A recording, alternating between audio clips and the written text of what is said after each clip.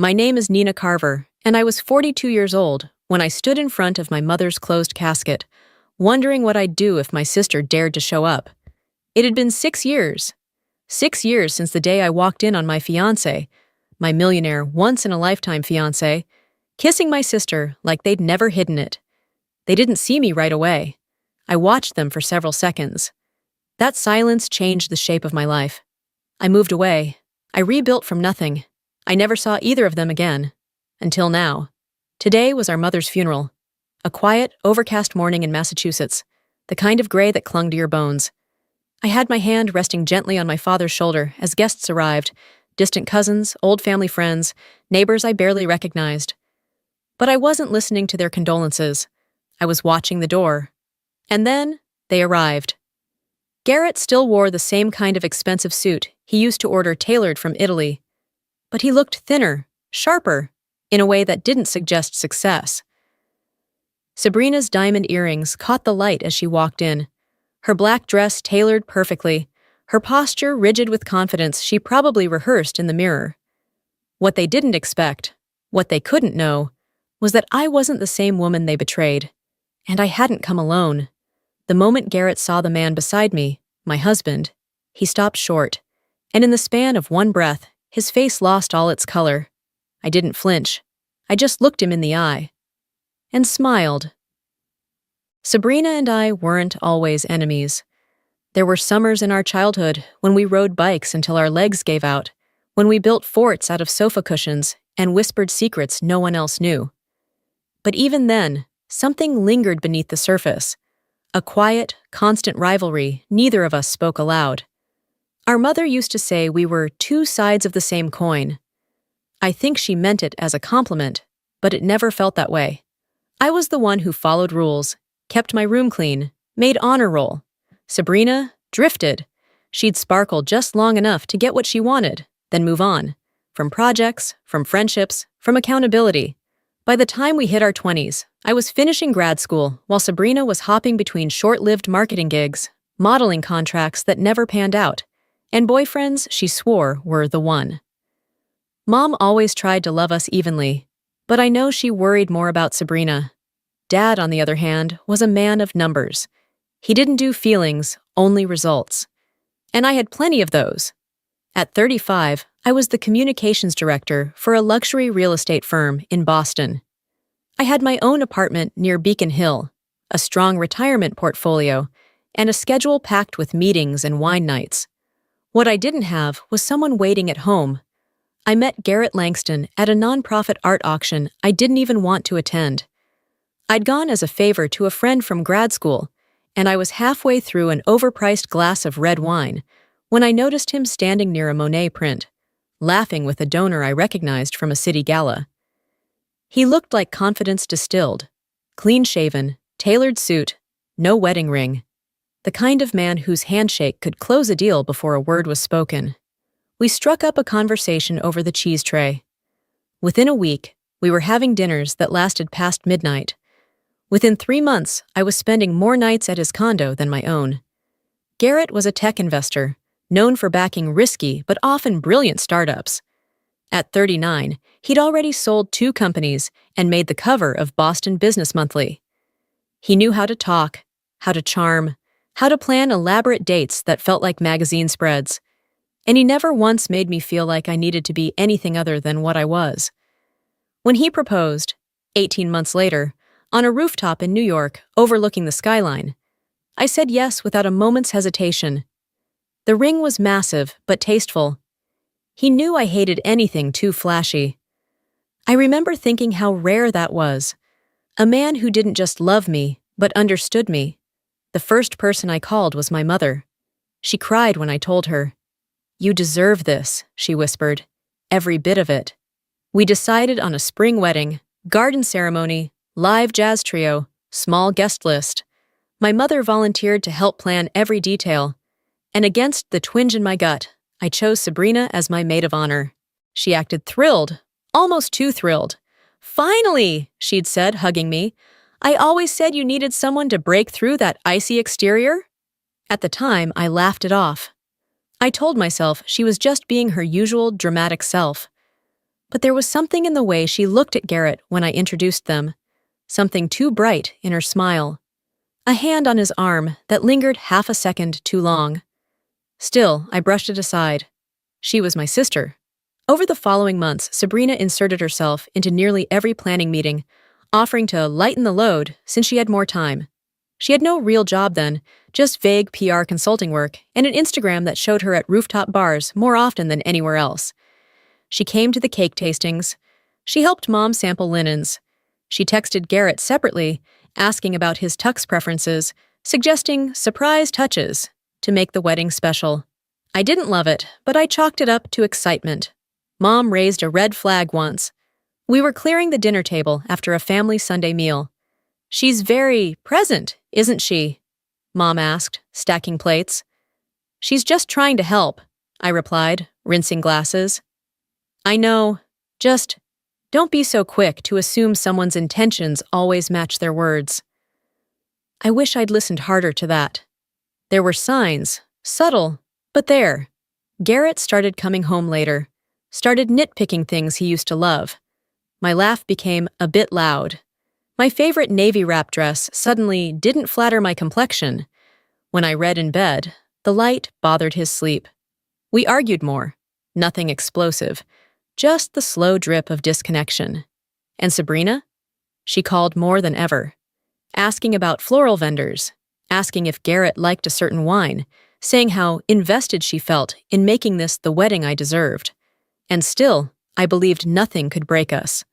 We were grown adults, engaged, committed. Then came the afternoon that rewrote everything. I'd planned to surprise Garrett with lunch at his office. I even brought his favorite sandwich from the shop across from our first date. I walked in past reception, smiling, certain I was about to brighten his day. I opened his office door, and I saw my sister, my maid of honor, in his arms, her lipstick on his mouth, her hands in his hair. Neither of them noticed me for a solid 10 seconds. That was long enough for something inside me to die, and something else to begin. I don't remember closing the door. I only remember the sound of Sabrina's laughter stopping mid-breath as she turned her head and saw me standing there, still holding the lunch I had brought. My fingers clenched around the paper bag, like it might anchor me to reality. Garrett reacted first. "Nina," he said, voice hoarse, already stepping away from her, like space would rewrite the moment. Sabrina didn't flinch. She straightened her blouse, tucked a loose strand of hair behind her ear, and looked me straight in the eye. "We didn't plan this," she said evenly. I didn't respond. Not with words. I just left. 12 flights down. I refused the elevator. Every step felt like a countdown. Back to a version of myself I'd never get to be again. I tossed the sandwich into the nearest trash bin outside the building and sat in my car, hands gripping the steering wheel so tightly I could feel my pulse in my fingertips. I don't know how long I sat there. Maybe 20 minutes, maybe more. Long enough for the numbness to start. That evening, I told my parents. I was still wearing the same blouse, stained with coffee from where my hand had trembled. My mother covered her mouth with both hands as I spoke. My father, stoic, disciplined, rational, stood frozen. "I'll kill him," he said finally, his voice hollow. "And her?" I asked. "What about her?" He didn't answer. My mother sat beside me on the couch, her fingers clasping mine, her voice barely above a whisper. "Come home tonight," she said. "Don't stay alone." But I didn't go home. I went back to my apartment, closed the door, and crumpled to the floor. I don't remember crying. I just remember the sound of my own breathing. Uneven, too loud in the quiet.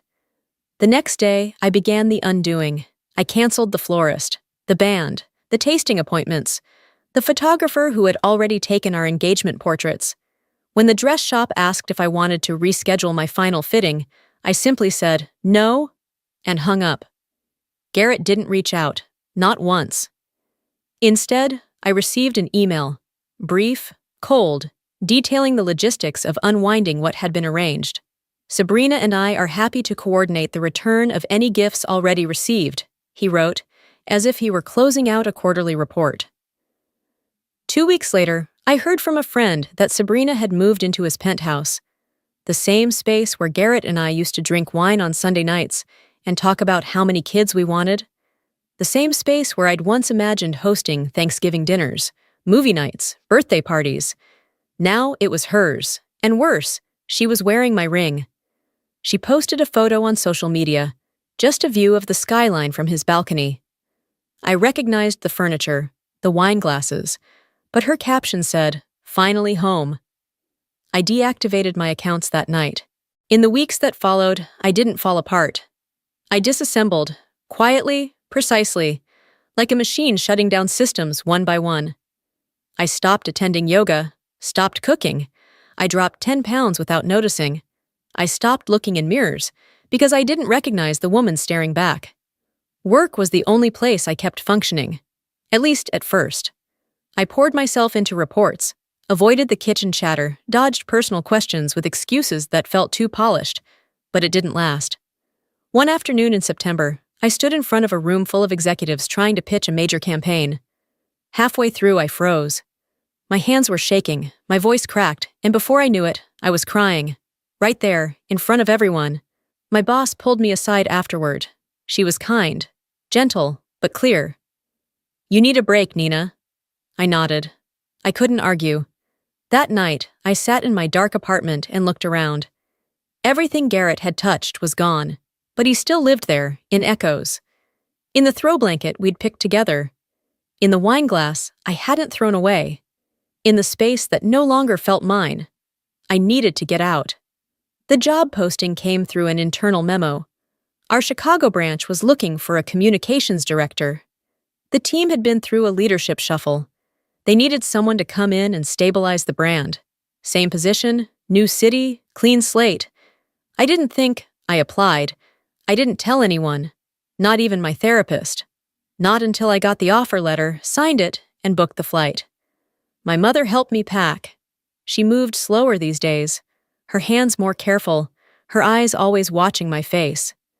She folded each sweater with reverence, slipping notes into the layers, like she used to do in my school lunches. One night, while taping a box, she said quietly, "Will you ever consider forgiving her?" I didn't look up. "I don't know." "Not for her," she said. "For you." "I'm not ready," I answered. "That's okay," she whispered. "But when you are, let it be for your own peace." I didn't believe her at the time. I wasn't thinking about peace. I was thinking about escape. I left Boston in early October. The sky was gray, the wind sharp. I watched the skyline disappear through the plane window, my hands clenched in my lap. Chicago was colder than I expected. The apartment I rented smelled like fresh paint and silence. I kept the furniture minimal. A couch, a bed, a small table by the window. I didn't bring photos. I didn't bring the old throw blanket. I brought 2 suitcases and a coffee maker. I worked long hours. I ordered takeout. I avoided dating apps. I bought a bottle of wine I never opened. I lived like I was trying not to leave a mark. Then I met Julian Rhodes. But that's another story. The days after our engagement were quiet, steady, and blessedly uneventful. We planned a small wedding, just 30 people. No guest list politics, no social media countdowns, no need to impress anyone. Julian wasn't flashy. He didn't want a grand spectacle. "Just you," he said one night while we sat on the floor eating Indian takeout, "and whoever makes you feel the most like yourself." My parents were delighted. My mother cried when I told her the news. "He sounds like a man who sees you," she said. "He does," I replied. "Every version of me." She asked if I would invite Sabrina. It took me a long time to answer. "I think I have to," I finally said. "Not for her, but to prove to myself I've moved past it." So I sent a short formal invitation. No expectation of reply. She responded with an email that read like a press release. "Congratulations on your engagement. Unfortunately, Garrett and I have prior commitments that weekend. Best wishes for your future. No warmth, no acknowledgement of history. Just distance wrapped in civility." It didn't hurt. Not anymore. I forwarded the email to my mother. She sighed. "Still," she said, "it's better than silence." I didn't agree, but I didn't say so. Our wedding took place at a converted library in Lincoln Park. High ceilings, soft light, a string quartet playing quietly in the background. I wore a simple satin dress, no veil. My father walked me down the aisle, pausing once to whisper in my ear, "I haven't seen you this happy in years." Julian's vows were not long. They were not poetic, but they were deliberate. I promise to choose you on the days when it's easy, and especially on the days when it's not. I promise to listen, to understand, not to fix. I promise to never ask you to be less of yourself to make someone else more comfortable. I didn't cry during the ceremony, but when we danced later, just the two of us on a quiet balcony overlooking the city, I laid my head on his shoulder and let the tears come. Odoy has a way of making space for grief you didn't realize you were still carrying. 6 months into our marriage, I was promoted to senior director. Julian's company launched a fund specifically for women-owned startups. We bought a brownstone with cracked tile and uneven floors, and spent weekends repainting and rewiring, arguing over light fixtures, and laughing through bad takeout. I didn't think about Sabrina much, until the phone call. It came on a Sunday afternoon in early spring. I was folding laundry, half watching a documentary on classical composers, when my mother's name lit up the screen. "Hey, Mom," I said, balancing the phone between my ear and shoulder. She didn't answer immediately. "Mom?" she exhaled. "I didn't want you to see it online." My stomach tightened. "What happened?" "Garrett and Sabrina got married yesterday. Courthouse wedding. There's a write-up in the Globe Society section. Their PR team made sure it looked like a tasteful private affair." I sat down slowly. The woman who once shared my childhood bedroom had married the man who once asked me to share a life. I opened the article later that night. There they were, smiling outside a Boston courthouse. Sabrina wore a sleek white dress. Garrett stood stiffly beside her, that familiar, curated smile on his face. Her left hand rested on his chest, the diamond engagement ring catching the light. My old ring. I didn't cry, I didn't break, but I did drink an entire bottle of wine alone that night. I scrolled through photos I should have deleted years ago. I let myself remember the version of me who had once believed that was what happiness looked like. The next morning, I got up, washed my face, and deleted every trace of them from my phone. That was the day I stopped letting the past narrate my future. I told Julian about the article. He didn't get angry. He didn't offer cliches.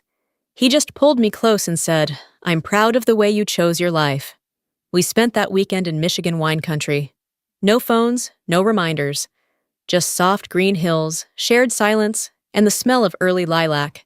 Back in Chicago, things moved forward. Until they didn't. 16 months into our marriage, my mother called again. This time with a different kind of news. A voice tinged not with hesitation, but urgency. "It's my liver," she said. "The doctors think it's late stage." I flew home the next day. So did Julian. The hospital smelled like bleach and old coffee. My father looked 10 years older. My mother, once the steady heartbeat of our home, lay curled under a hospital blanket, her voice barely above a whisper. "It's not fair," I said to her one night while adjusting her pillow. "Life never promised fair," she replied. "Just moments. Grab the good ones when they come." Julian stayed with me in Boston for as long as he could. Then we set up a rhythm. He flew in every Friday night, flew back to work Monday mornings. I stayed with my parents, managing appointments, medications, meals. During one late-night talk, my mother asked about Sabrina. "Do you ever hear from her?"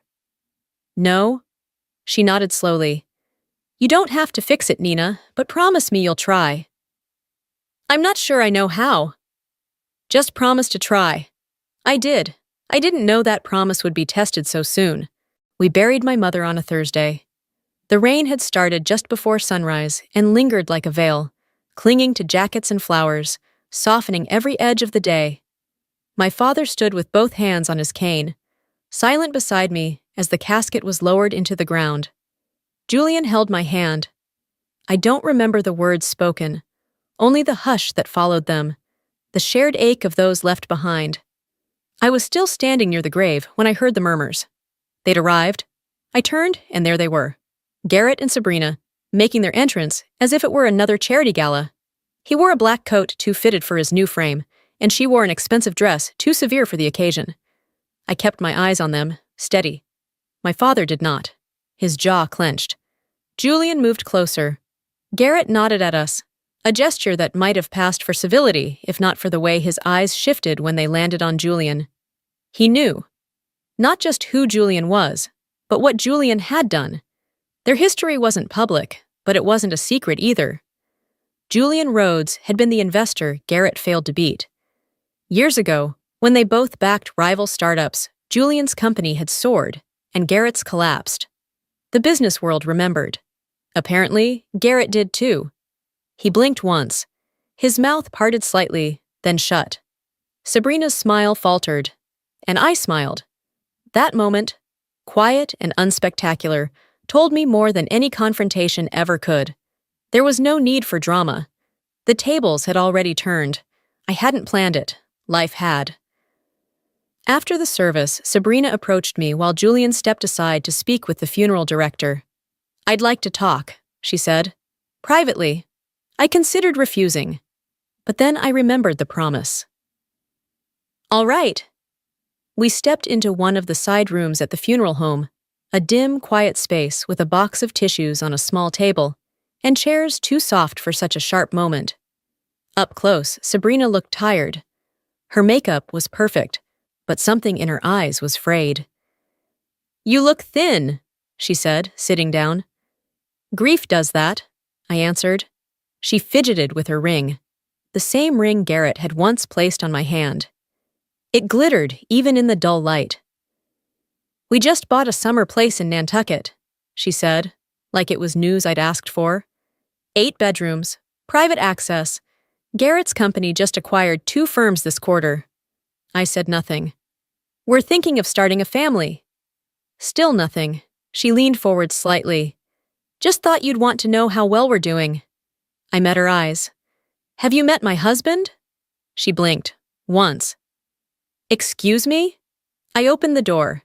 Julian had been waiting quietly just outside. I stepped aside. "Julian, meet my sister." He stepped in, extended a hand. "Nice to meet you, Sabrina." Her eyes widened, jaw tightening. "Julian? Rhodes?" Julian gave a small smile. "The same." Behind him, Garrett appeared in the doorway. He looked like he'd aged 10 years in 2 seconds. His face lost color. Rhodes." Julian turned to him with the cool professionalism of someone who's already won. "It's been, what, 7 years? Last time we crossed paths, you were still trying to get Incometrics funded, right?" Garrett tried to recover. "Yeah, well, you know how startups are." "I do," Julian said evenly. "Some survive, some don't." Sabrina didn't speak. Garrett shifted awkwardly. "We should catch up sometime. Talk strategy." Julian nodded. "You can reach out through my assistant." The funeral director appeared then, gently informing us the reception was beginning. I gave Julian a subtle nod of thanks, and we stepped out, leaving Garrett and Sabrina in a room that suddenly felt smaller than before. The rest of the afternoon passed in waves of awkward conversations, casserole dishes, and polite embraces. Garrett mostly stayed in a corner, nursing a drink. Sabrina flitted between guests, but no longer with her old ease. People noticed things: her posture, his silence, our presence. By the time evening fell, they were the ones who looked like guests in someone else's life. Later, at my parents' home, I sat in the garden where my mother used to prune roses. I found her gardening gloves folded neatly on a bench.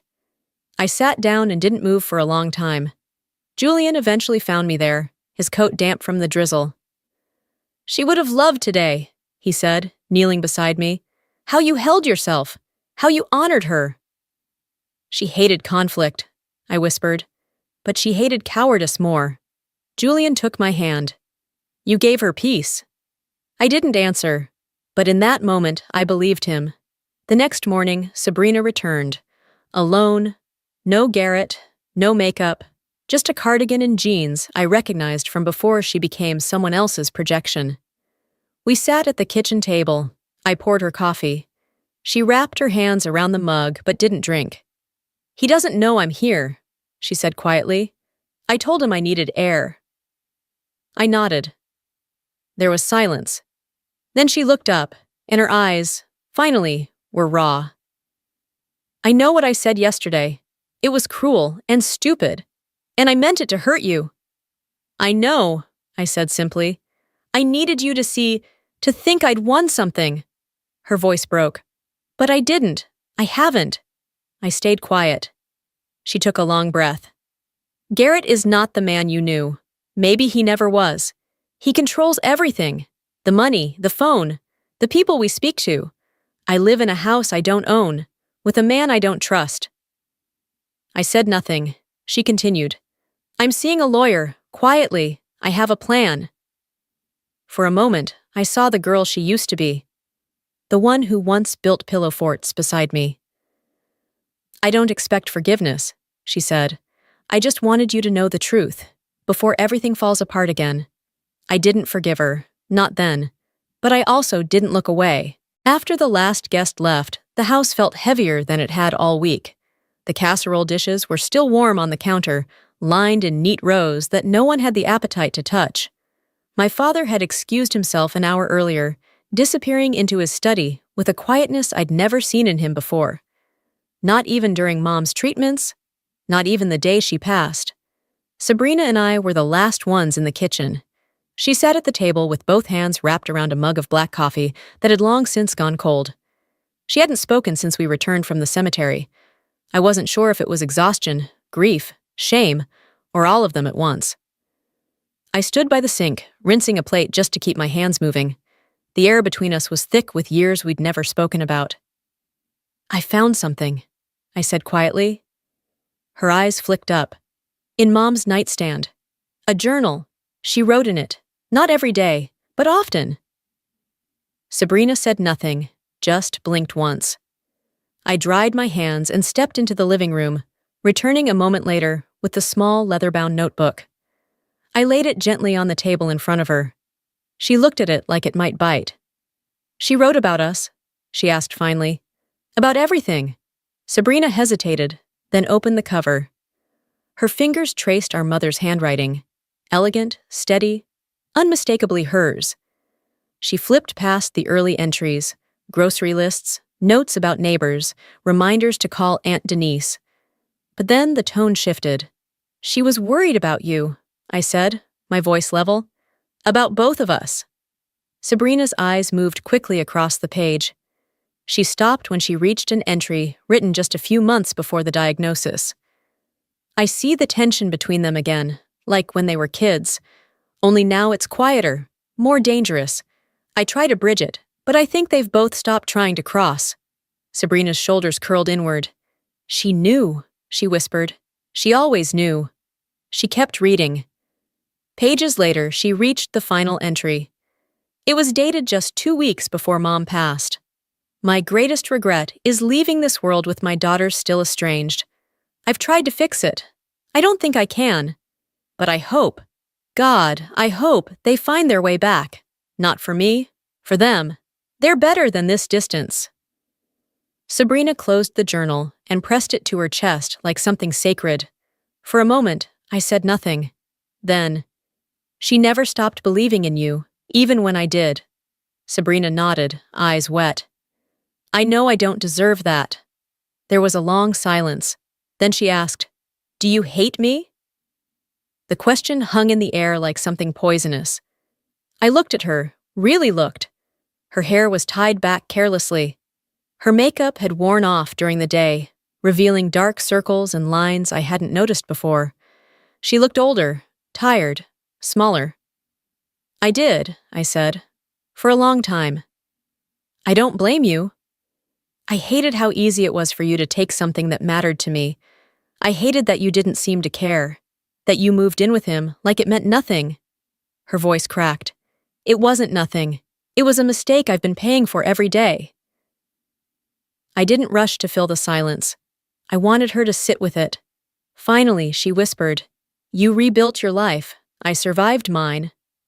I nodded slowly. That's what it felt like. Watching you from a distance, living in that house, wearing that ring, posting those photos. I thought you won. Sabrina laughed bitterly. You think living with Garrett is winning? Nina, he doesn't even let me have a debit card anymore. I have to submit receipts to our house accountant to get reimbursed. I have to ask for permission to call my college friends. I stared at her. What? I know how it sounds. I used to think I could handle him, but everything is control. Everything is appearance. I'm a prop in his business world. That house? It's leveraged. Half the vacations? Paid on credit. The rest were business deals disguised as honeymoons. I didn't know what to say. I see a lawyer every week now, she added. Quietly. She's helping me build a plan. I'm just waiting for the right moment. One misstep, and he'll destroy me financially. And emotionally? I asked. She looked away. He already has. I sat down across from her, placing my palms flat on the table. So why are you here now?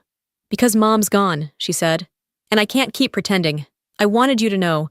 I needed you to hear it from me before it all breaks. And you think that's enough? No, she said immediately. I know it's not. We sat in that stillness for a long time. Then, like something unspoken had shifted, I stood and gestured toward the living room.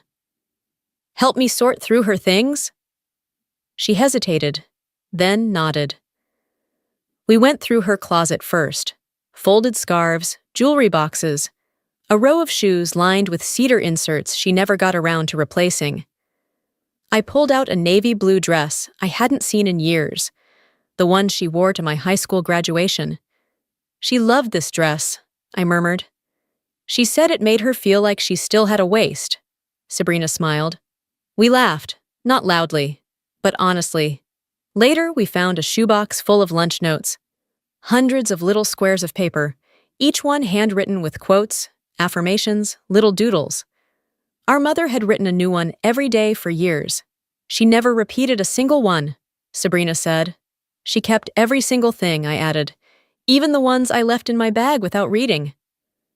No wonder she couldn't let us go. We worked until midnight, talking, sorting, crying, remembering. When Sabrina stood to leave, she lingered at the door. I'm filing as soon as my lawyer gives the green light, she said. I don't care what I lose. I just want to be free. What will you do? I asked. Find a small apartment, get a job, maybe figure out who I am without someone else's money. I nodded. And you? Go back to Julian, back to Chicago, back to the life I built. Sabrina paused, then looked at me with a strange kind of softness. You seem happy. I am, I said. Really, I am. I'm glad. One of us should be. We hugged, not quite sisters again, but not strangers anymore. And when she left, the house didn't feel so empty. 6 months after we buried my mother, I stood barefoot in my bathroom, staring down at the word I never expected to see again. Pregnant. I blinked at it like it might change if I looked long enough. The white tile under my feet was cold, the air still, the apartment silent except for the faint hum of the radiator. I was 39. Julian and I had stopped trying a year ago, not in anger or resignation, just quiet acceptance. After tests, doctors, failed hopes, and heavy conversations, we had reached a place of peace. We'd said, if it happens, it happens. And now it had. I sat on the edge of the tub for what felt like forever, before I even called his name. Julian came into the room, still buttoning his shirt, a pen tucked behind one ear.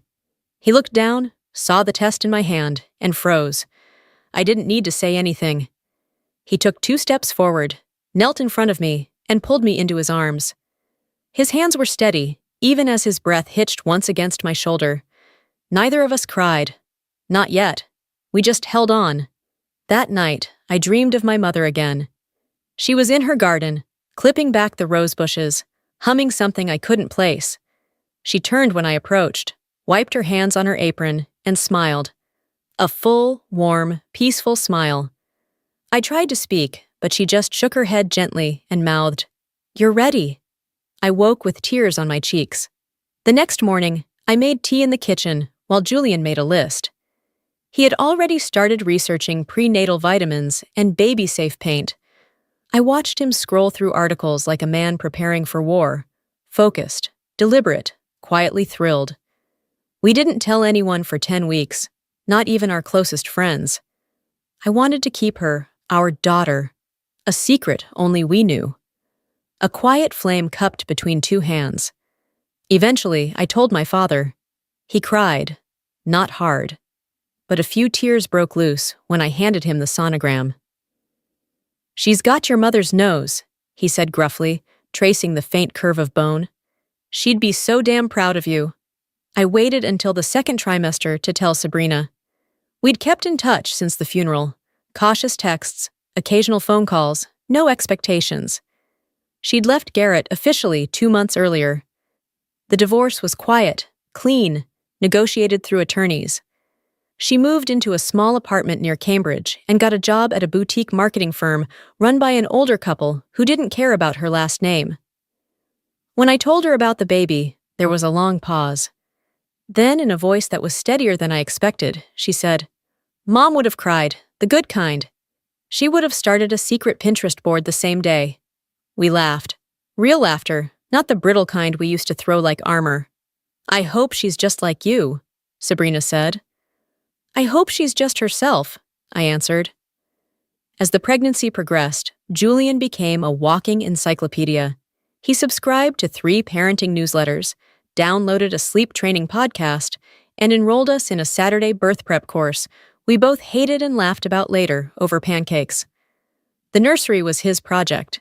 He painted the walls sage green, hung soft gauze curtains, and spent 2 hours adjusting a mobile of clouds so it rotated at the right pace for cognitive development. I let him fuss. It helped him feel connected. It helped me feel safe. I found myself talking to my mother more than I had in years. Not out loud, just in my mind, while folding baby clothes, while simmering soup, while standing by the window during snow flurries, and wondering what kind of world I was bringing a child into. One Sunday afternoon, I sat alone in the nursery and pulled out a small green leather journal.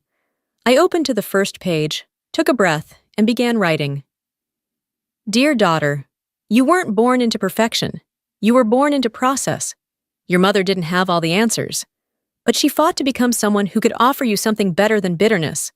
I won't pretend I've never been broken, but I will show you how I put myself back together, piece by piece, step by step." I paused, then wrote, "This story didn't begin with joy, but it became joy. It became real. Because healing doesn't erase pain. It absorbs it, honors it, and walks forward anyway. You, little one, are not a replacement for what was lost. You are what was found after everything else fell away." I closed the journal and slipped it into the drawer next to a soft cotton onesie with tiny green leaves. My mother would have loved it. She'd have commented on the stitching and offered to embroider a name on the collar. That night, I sat in the rocking chair by the window, my hand resting gently on my belly. Julian came in quietly, carrying 2 mugs of mint tea. He passed one to me, then sat on the ottoman at my feet. "You haven't said much today," he said. "I've been thinking." "About what?" "Everything." He didn't press. After a while, I asked, "Are you scared?" He nodded. "Terrified." "Me too." He smiled. "Good, at least we match." I looked at him then, really looked. The man who had met me when I was still grieving, still guarded, who never asked me to pretend, who never tried to fix me, just stayed long enough for me to fix myself. "You know," he said, "you've already done the hardest thing." "What?" "You started over." And I had. Not in the dramatic, made-for-TV way, but quietly, persistently, authentically. I had left the city that broke me. I had healed from a betrayal that nearly ended me.